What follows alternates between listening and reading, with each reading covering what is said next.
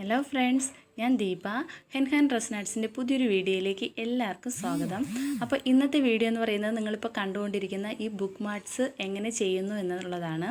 അപ്പോൾ ഇത് ഞാനിപ്പോൾ ചെയ്തിരിക്കുന്നത് ഡിഫറെൻറ്റ് ഷെയ്ഡ്സ് കൊടുത്തിട്ടാണ്. അപ്പോൾ ഓരോ ഷെയ്ഡ് കൊടുക്കുമ്പോഴും അതിനുള്ള ഓരോ എഫക്റ്റാണ് ഞാൻ ഇന്നത്തെ വീഡിയോയിൽ കാണിക്കുന്നത്.